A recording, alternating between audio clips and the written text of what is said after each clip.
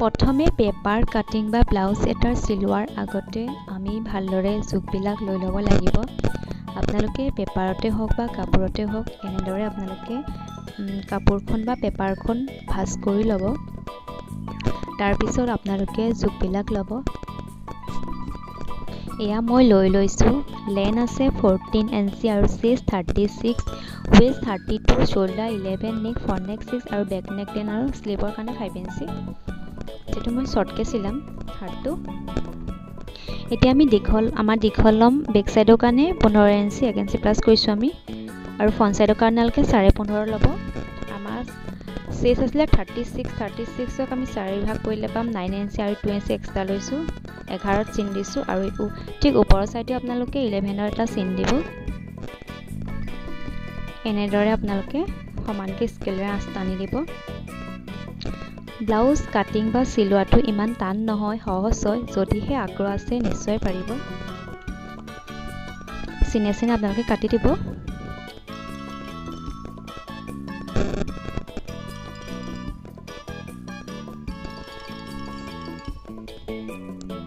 এতিয়া আমি শোল্ডাৰ জোখ ল'ম। শোল্ডাৰ আমাৰ 11 ইঞ্চি। আমি 11ক আধাৰ কৰিলে পাম 5.5 ইঞ্চি, আৰু আৰ্মহোলো আছিলে আমাৰ 6 ইঞ্চি। আৰু এনেদৰে আপোনালোকে পোনকৈ স্কেলেৰে আঁচ টানি দিব সমানকৈ।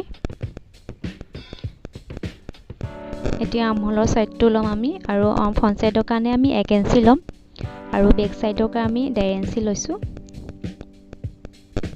দুখন পেপাৰ একেলগতে লৈছোঁ, ফ্ৰণ্ট আৰু বেক ছাইড।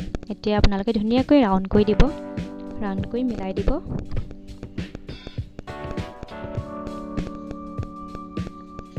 এতিয়া আমি ডিঙি ল'ম। ডিঙি আছিলে আমাৰ 2.5 ইঞ্চি, আৰু আমাৰ ফ্ৰণ্ট ছাইডৰ এতিয়া আপোনালোকে ফ্ৰণ্ট ছাইডৰ কাৰণে আমাৰ আছিলে 6 ইঞ্চি। 6 ইঞ্চি চিন দিব এনেকৈ স্কেলেৰে আঁচ টানি দিব। ঠিক এনেদৰে আপোনালোকে এইটো ছাইডেও ডিঙি ছাইডেও আপোনালোকে 2.5 ইঞ্চি ল'ব।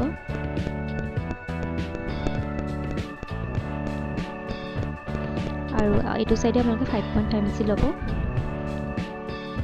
আমাৰ চেষ্ট আছিলে 36ক আমি 4ৰে হৰণ কৰিলে আমাৰ 9 ইঞ্চি আৰু 2 ইঞ্চি এক্সট্ৰা লৈছোঁ, আৰু ৱেষ্ট আছিলে আমাৰ 32, আৰু 4 ভাগ কৰিলে আমাৰ 8 ইঞ্চি হ'ব, আৰু 2 ইঞ্চি এক্সট্ৰা লৈছোঁ। চিলাই কাৰণে 10 ইঞ্চি চিন দিছোঁ।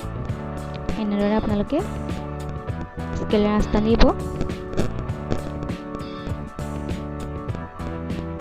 এতিয়া আমি বেল্টৰ জোখ ল'ম।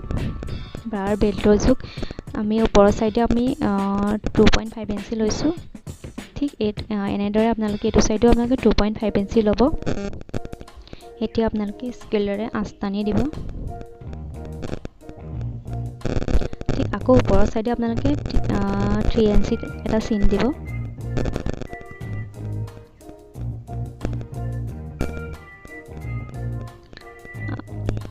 আৰু এনেদৰে ফিতাডালেৰে ভাঁজ কৰি আপোনালোকে এটা মিডল পইণ্টত এটা চিন দিব।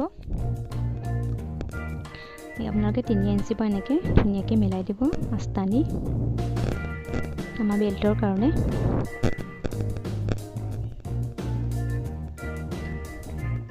তাৰপিছতে 5.5 ল'ব, আৰু যিটো ফ্ৰণ্ট ছাইডৰ কাৰণে ছাইডৰ পৰা আপোনালোকে 2.5 ইঞ্চি ল'ব। এতিয়া আপোনালোকে ফিতাডালেৰে ভাঁজ কৰি পেলাই মাজত এটা চিন দিব। এতিয়া আমি ব্ৰা শ্বেপটো আঁকিম। এনেকৈ ধুনীয়াকৈ আপোনালোকে আঁকি দিব। এয়া হৈ গৈছে আমাৰ। এতিয়া আমি কাটিবলৈ আৰম্ভ কৰিম।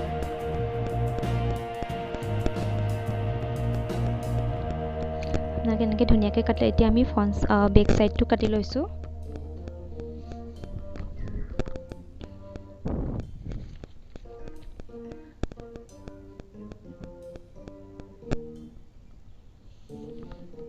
এয়া বেক ছাইডটো আমি উলিয়াই লৈছোঁ। এতিয়া আমি ফ্ৰণ্ট ছাইডটো কাটিম। কাটিঙৰ লগতে ব্লাউজৰ বহুতো কথা জড়িত হৈ থাকে।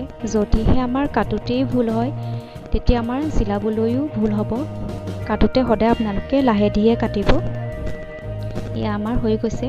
এইটো সাইডে ফ্ৰন্ট সাইডে এতিয়া আমি ব্ৰা জোখটো লম যেটো আমাৰ ব্ৰা সাইডটো সৰু হৈছে আমি হেয়া এটো পাৰি আমি জোখ লম আপোনালোকে ফিডাৰে এটো সাইডে আপোনালোকে 2.5 ইঞ্চি লব আৰু এটো সাইডে আপোনালোকে 2.5 ইঞ্চি লব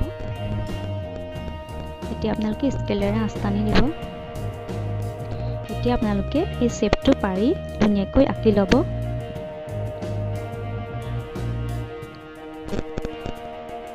এনেদৰে আপোনালোকে আঁকি লব এয়া হৈ গৈছে তো পোনকে আস্তানি দিছো মই আপোনালোকে এনেকে ভিতৰলে ভাঁজ কৰি আকৌ আপোনালোকে মিডল পইণ্ট এটা চিন দিব মই মাজত এটা চিন দিম আমাৰ 6 ইঞ্চি আছে আমি 3 ইঞ্চি এটা চিন দিম ঠিক ওপৰৰ সাইডে আপোনালোকে 1 ইঞ্চি এটা চিন দিব স্কেলেৰে আস্তানি দিব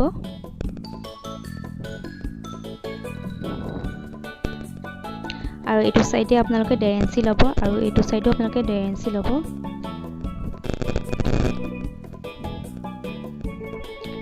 ঠিক ওপৰৰ সাইডে আপোনালোকে এটা ওপৰৰ সাইডে আপোনালোকে 1/2 ইঞ্চি লব ওপৰৰ সাইডে আপোনালোকে 1/2 ইঞ্চি লব এতিয়া স্কেলেৰে আস্তানি দিম এতিয়া আপোনালোকে এটো সাইডে 1/2 ইঞ্চি কৰি মিলাই দিব আঁচডালৰ লগত ইয়া হৈ গৈছে আমাৰ আৰু 1 ইঞ্চি পৰা আপোনালোকে এনেকৈ সিধাকে স্কেলেৰে আস্তানি দিব এই সমানকৈ আৰু এইটো সাইডে আপোনালোকে সমান কৰি ল'ব দুটা সাইডে এতিয়া আমি কাটিবলৈ আৰম্ভ কৰিম আপোনালোকে এনেকৈ ধুনীয়াকৈ কাটি যাব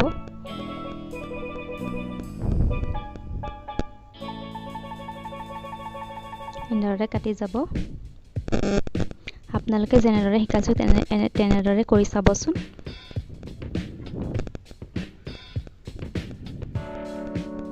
ইয়া হৈ গৈছে এতিয়া আমি পেপাৰখন ভাঁজ কৰি লম ভাঁজ কৰি আমি ওপৰৰ সাইডে 1 ইঞ্চি ইয়াও আমি ওপৰৰ সাইডে 1 ইঞ্চি লৈছো আৰু ঠিক একেদৰে আমি এইটো সাইডেও আমি 1 ইঞ্চি লৈছো আপোনালোকে এতিয়া বেকাকে স্কেলেৰে আস্তানি দিব দুটা সাইডে এনেকৈ আস্তানি দিব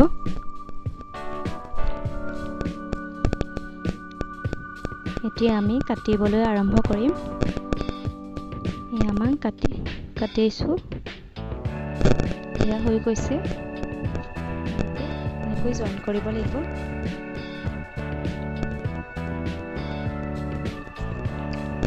এনেদৰে চিলাই যাব আৰু এইটো সাইড এনেকৈ ভাঁজ কৰি আৰু এইটো সাইডে আপোনালোকে এনেকৈ এটা চিলাই মাৰিব লাগিব ইয়া হৈ গৈছে আমাৰ ব্ৰা শ্বেপটো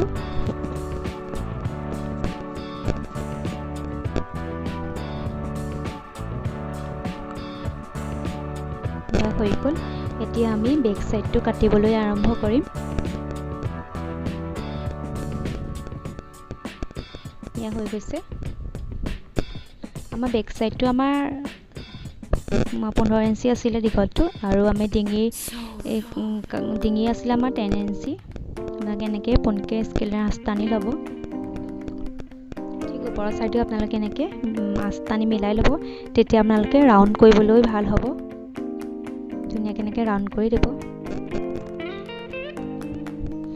এতিয়া আমি ডিঙি সাইডটো কাটিম আপোনালোকে ফিটাৰে ভাঁজ কৰি পেলাইনি আৰু এনেকৈ মাজত এটা আপোনালোকে চিন দিব আপোনালোকে গম পাইছে বেক সাইডে যেটো ব্লাউজৰ সিলাই থাকে আৰু হেতুটাকে 4 ইঞ্চি মানৰ এটা সিলাই মাৰিব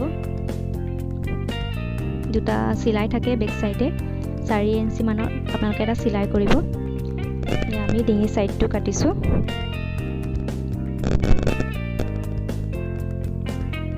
ইয়া আমাৰ বেক সাইডে কটা হৈ গৈছে আপোনালোকে এনেকৈ ভাঁজ কৰি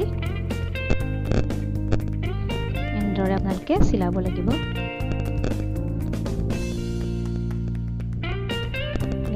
এতিয়া আমি স্লিপৰ কাৰণে জোখ লম আমাৰ স্লিপ আছিলে 5 ইঞ্চি আমি 2 ইঞ্চি এক্সট্ৰা লৈছো চিলাই কাৰণে 7 ইঞ্চিত আমি এটা চিন দিছোঁ আৰু যিটো আমাৰ আমলৰ ছাইড ওলাইছিলে সেইটো ছাইডে আমি জোখ লৈ হাতৰ শ্বেপটো কাটিব পাৰিম আমাৰ 9 ইঞ্চি ওলাইছে আৰু ঠিক আমি এইটো ছাইডে আমি 9 ইঞ্চি এটা চিন দিম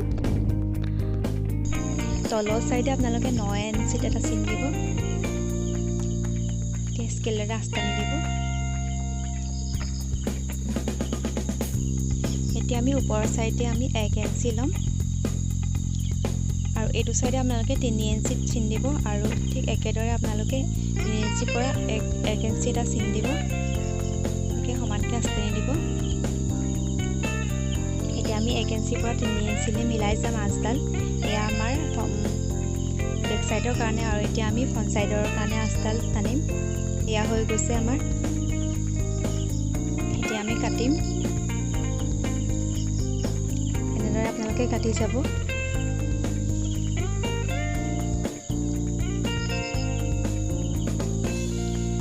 এতিয়া আমি ফ্ৰন্ট সাইডটো কাটিম